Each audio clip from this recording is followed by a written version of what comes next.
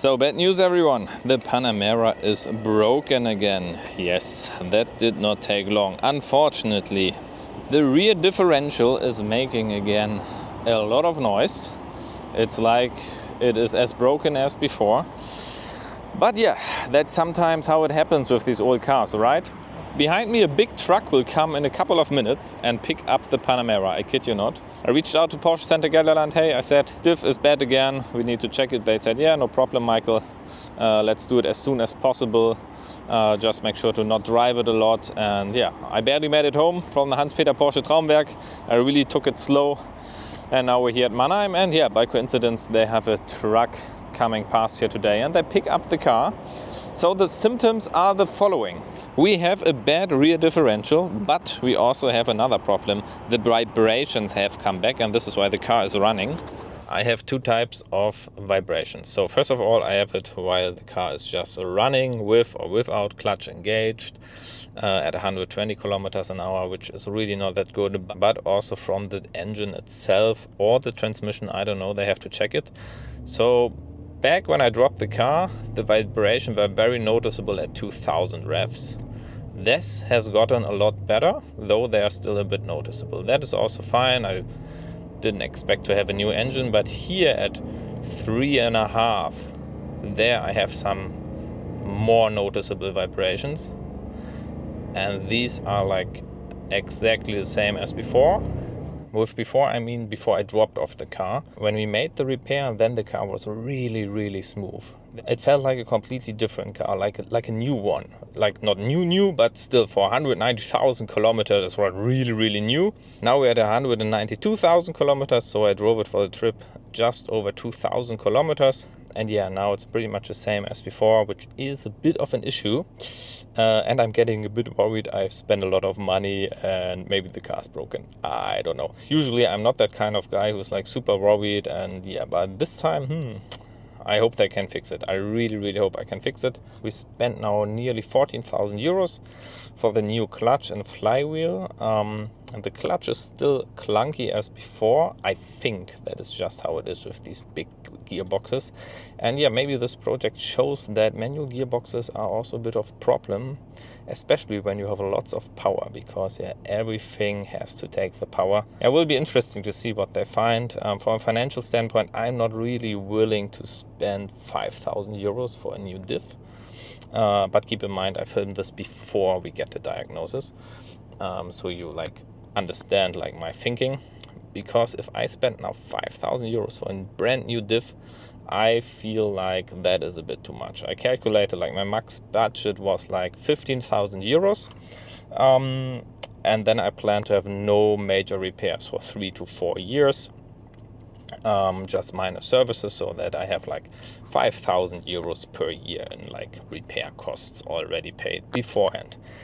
And my biggest worry is maybe it's just some sort of mount, like maybe the transmission mounting. I really hope so, because that is a quite cheap one to repair. Not the engine mounts, and these are too expensive. But if I buy now a new diff and that takes the vibrations off the engine and that goes bad, like after 3 years, like maybe 40, 50,000 kilometers, that is a big issue. I think I will opt for a used differential, or maybe the specialist, he fixes it again and says, yeah, there was just a minor issue, so we have to see. And now wait for the big truck to arrive, and then the car goes back to Gelderland. And let's see if I have the time to pick it up or they bring it back here again. I, of course, make sure to document it all, because their service overall, I think, was really, really great. This project, how they handled it. Also now with this issue, and I think that is the most interesting part. When everything goes smooth, then everyone has great service. But when things happen and go bad, like this is really, really bad, then the great service really shines. And so far they reacted super quickly, said, yeah, Michael, of course that it's a bad situation, but yeah, let's pick up the car and we'll check it as soon as possible. And that I think is really, really great. And one funny issue I have to show you guys. For that we need to lift up the car very, very quickly after I picked up the car, like 700 kilometers after I picked it up. Yeah, 700 kilometers. Then I noticed vibration at 180 kilometers an hour, so at high speed was like a flapping noise, and I already thought, I know what it is. So I show you. Because down here something has come loose, what you already know. There you see it. I had to do some makeshift repairs at a petrol station next to the Autobahn.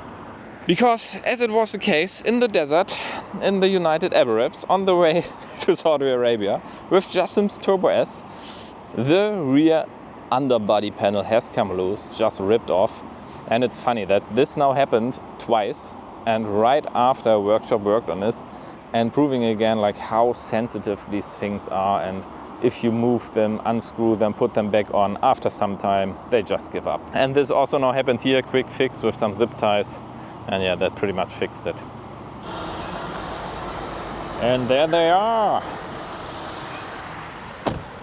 So, time to say goodbye to the Panamera in this huge truck here behind me.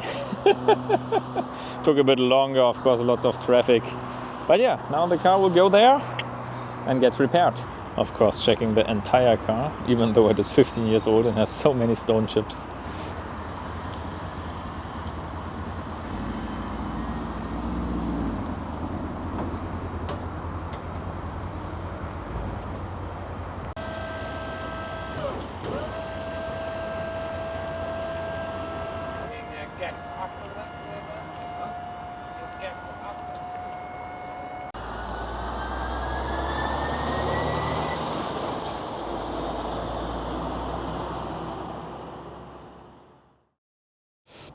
Guys, it has gotten cold, very, very cold.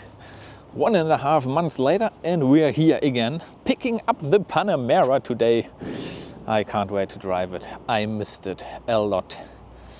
Drove here now with the train. They picked me up here at the train station. That was also very, very convenient. I didn't realize Porsche Classic Centrum Gelderland is so close to Mannheim. You can really do like in one day back and forth. Makes me wonder. I think this is my new Porsche Center.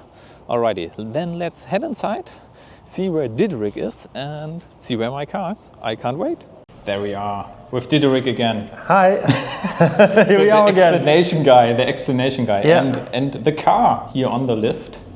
And we have to talk about differentials again, because that's a very, very interesting topic. Yeah. So it has now been out the third time, right? Yes. First time I was here, second time right afterwards, and then after 2,000 kilometers again. Yeah, exactly. So it is a difficult job for everyone involved. Yeah, the differential, that's yeah, like I said to you, it's hand specific, hand labor, hand work, especially about the very, very big bearing on the front side of the diff.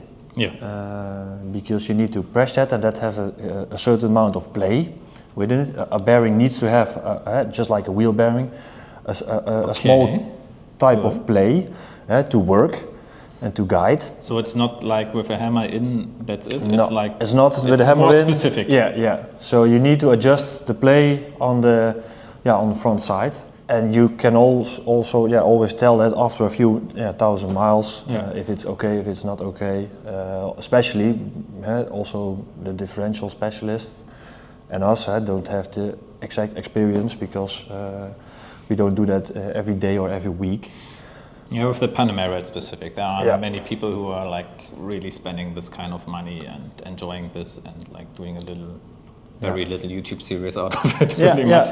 But I like it, and I want to save the car. This is just. But so if anyone else would like consider doing this kind of job, they have to consider that they have to pull out the differential multiple times to do it right. Yeah, mostly one time.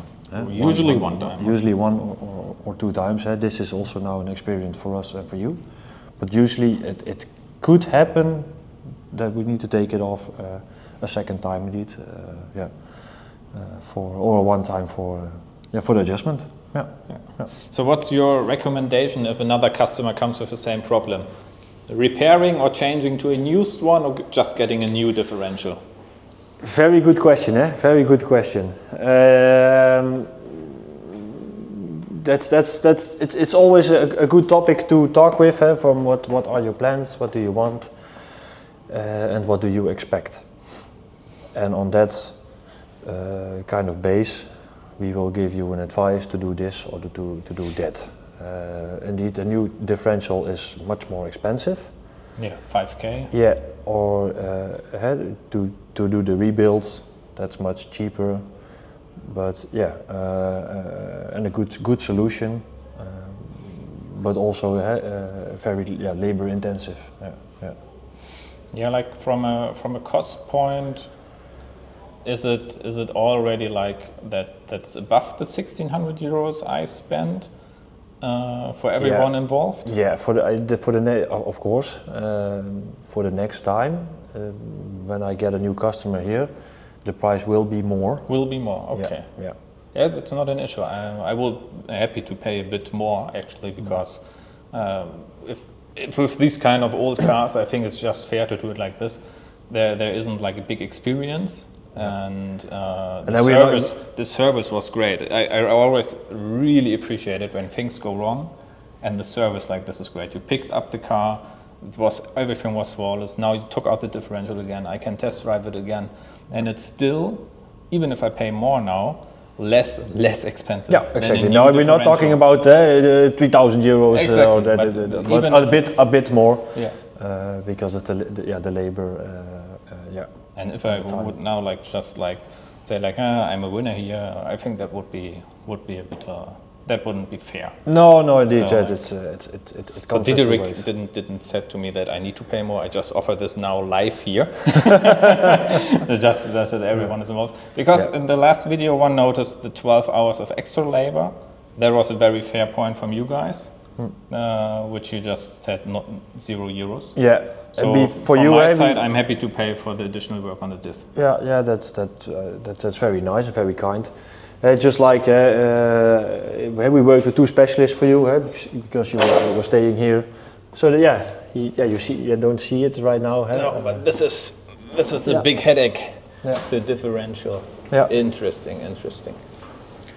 For the rest, it's still all good, nicely clean. Yeah, we talked about engine vibrations. Yeah. But so far, your recommendation is not do a lot. No.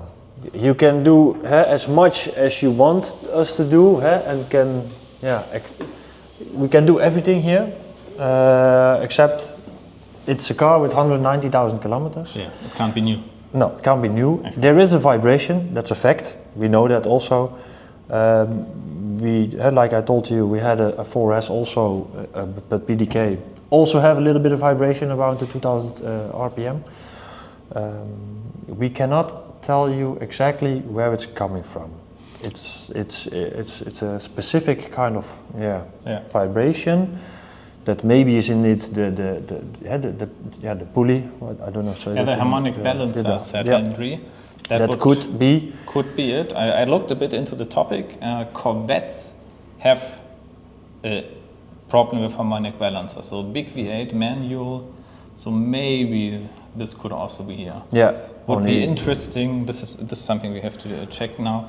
What the price would be to change the harmonic balancer, because if it's only like maybe 500 to 600 euros, which is still a bit crazy, spending all this money on this car, but still would be interesting. I can just check. I know what the part is. And then we maybe do that in April. Yeah. So that's a thing where we would start. But for the rest, it's difficult because otherwise we need to pull the entire engine right. Then do the I don't think it's also needed to clean the inlets if you have that a lot of benefit with the vibration noise. But like I said, we can dive into it, and then it's just the hours still what we find, and maybe and I think we could find the solution. But again, time. Time will tell. This I'm considering doing that, and the AC compressor, but that's also very specific on these kind of cars because the noise of these AC compressors might be a bearing inside, but also might be something completely different. They changed the whole air conditioning setup in the facelift Panamera. So for the perfect manual Panamera, it's like an open-end budget. It's a lifetime project. That's my takeaway from this. Yeah. But still, I think like consistently getting to the car, servicing it, upgrading it. Like I many times said, you have a perfect, very nice, very good car. Yeah, it's such a fun car to drive with, and it's a perfect base. Yeah. I think so. I think so too. Yeah. It will be very interesting to see like in 10 years. In 10 years you need to work here. Okay, let's check the price on the harmonic balancer. Yeah, okay. I think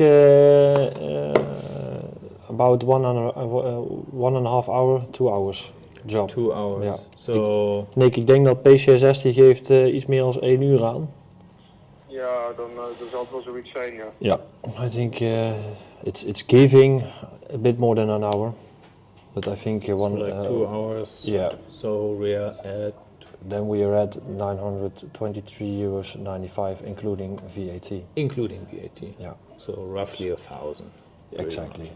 Yeah, and 760 without VAT. Okay. Yeah. Yeah. That is pretty much what I expected. Not too bad. So another thing on my list. Second time it happened. First time was in the Emirates on a Turbo S. In the desert.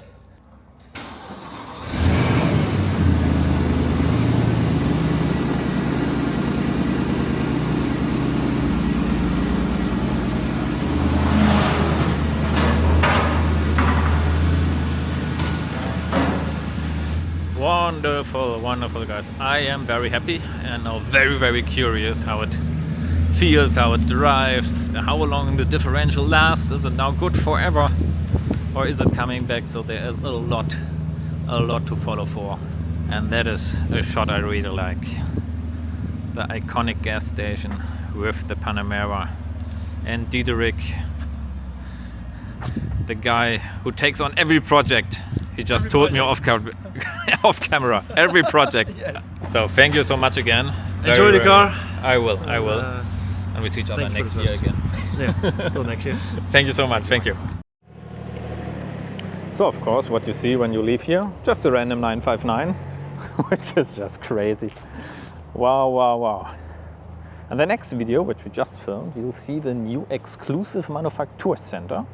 So even though this series with the Panamera here in Gelderland now ends, there it is again. That's a nice outro, right? But first we will now start the car and hopefully enjoy a good stretch of German Autobahn.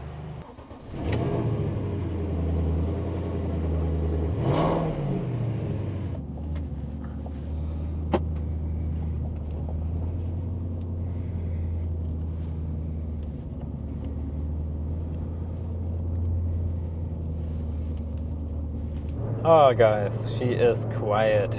I am very happy. Big thanks to the Porsche Centrum Gelderland. And I think it was cool to see how it is when things don't go as planned. And it will be very cool to hear your opinion. I think they handled that perfectly. Picked up the car. I of course gave them plenty of time. I thought like, hey, I don't need the car anymore this year. I just now also drive it back to Mannheim. Most likely just put it in the garage and then it sits there until spring. So yeah, I gave them plenty of time, and what's really nice, even though I told Diederick, please charge me for the additional work on the differential, he said no, we are not doing that. That is really fair, and I really appreciate how these things are coming out. First of all, there are 12 hours of additional work which I didn't charge. Then of course I gave them plenty of time. I really didn't want to rush it. It wasn't really necessary to do it. And now they also don't charge me for this extra work, which is very nice of them. I have to admit, guys. Please let me know in the comments below what you think, and now we will find a good stretch of Autobahn. And yeah, if you liked the video, make sure to drop a like, subscribe to follow me along with my journey with the manual Panamera, and then we see each other in the next one. Till then, Allah, ciao!